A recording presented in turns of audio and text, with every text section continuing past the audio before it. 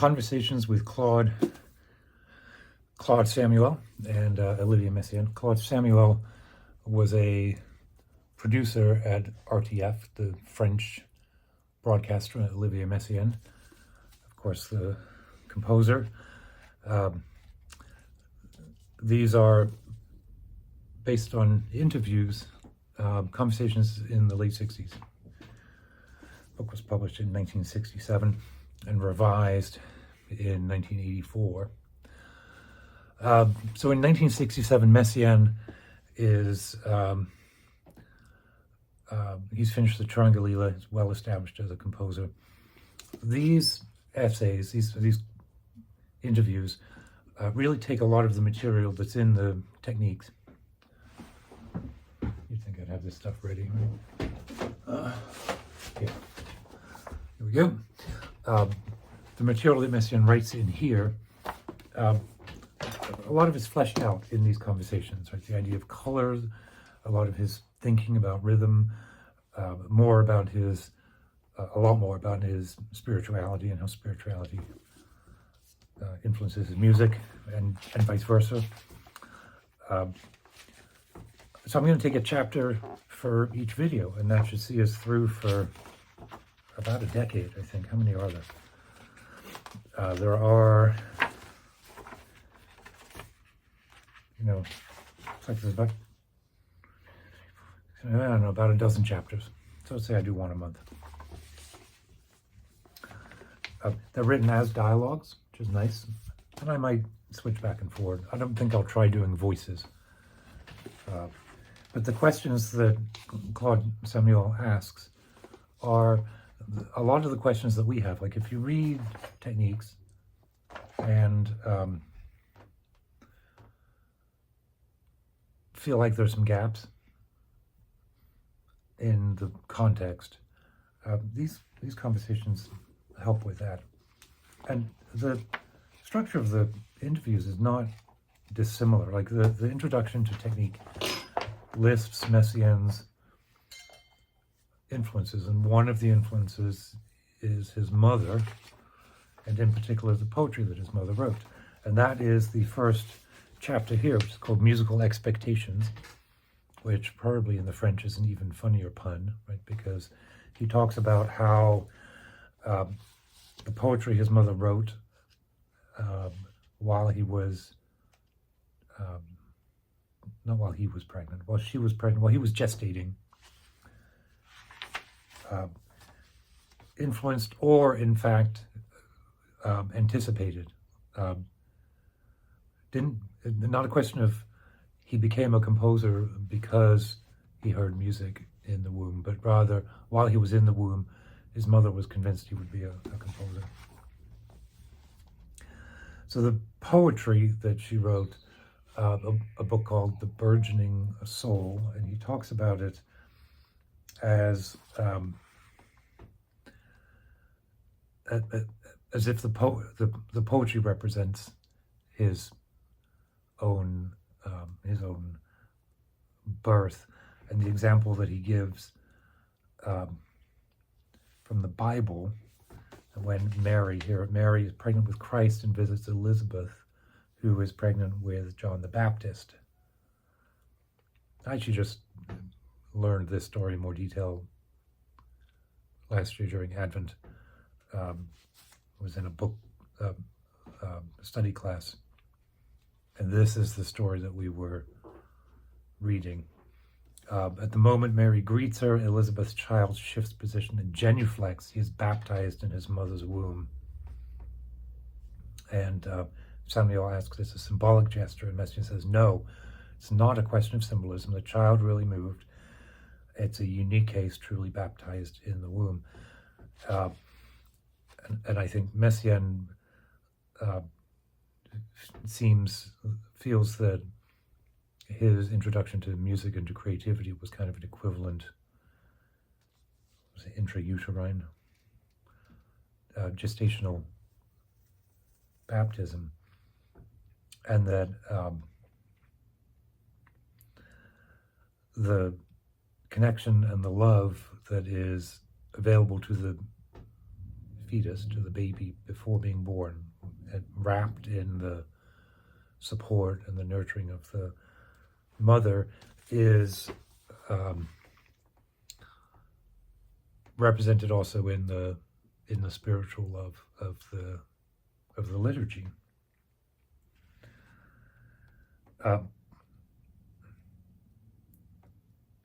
So here he says here, in other words, this is Messiaen, in other words, an exchange occurs between mother and child during pregnancy.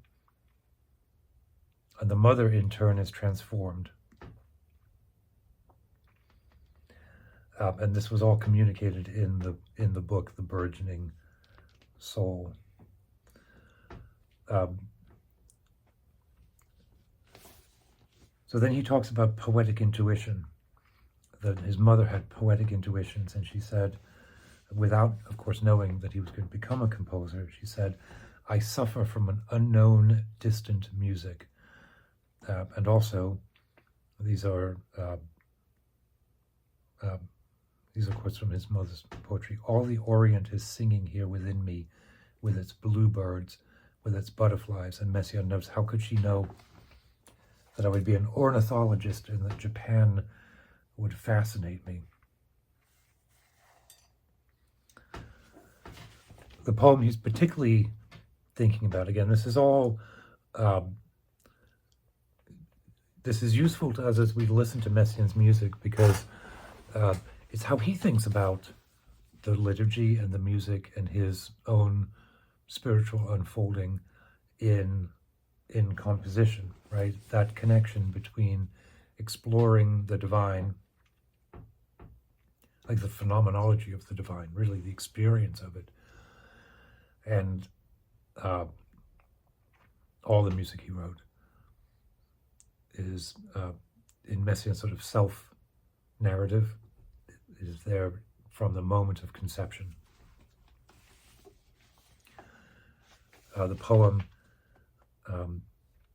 I am around you like the green almond, which wraps its casing round the milky nut, like the soft pod with cottony folds covering the silky infant seed.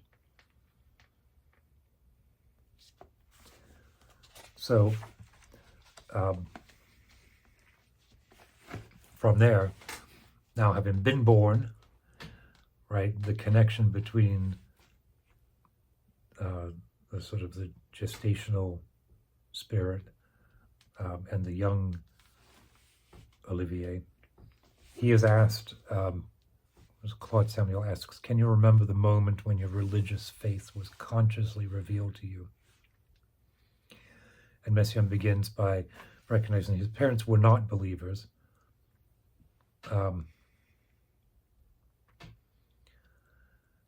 But that he didn't have a sudden conversion, like the poet Paul Claudel, who is mentioned in the introduction to this book as an influence. He says, Claudel had a sudden flash of inspiration one day in Notre Dame, and then Pascal had a revelation and wrote at the start of his book. But he says, for me, says Messiaen, there was nothing of the kind. I've always been a believer, pure and simple. Little by little, I've read books that have strengthened my faith, and I've studied theology.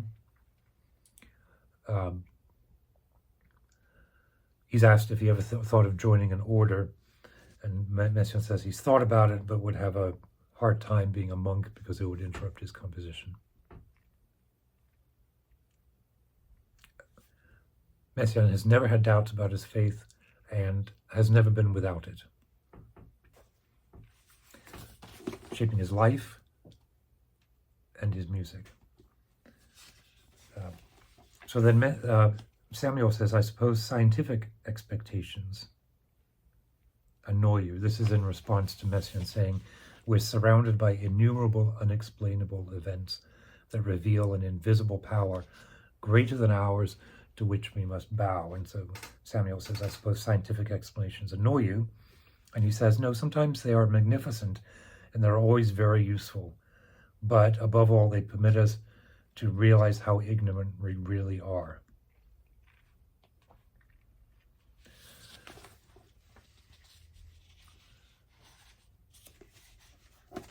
then Samuel asks, Messiaen says, we will never possess the tools for perfect knowledge.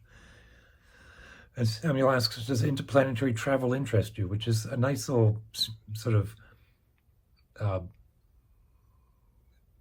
launchpad from the questions about what does science know, what can science know. It's as if the conversation continued between them without us hearing it. So what is one of the things that we know or don't know?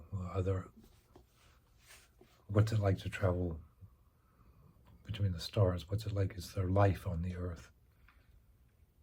And then Messiaen says, yes, it does interest me. It's phenomenal, but I believe I'll accomplish it naturally after my death, when distance and matter no longer hold sway over me.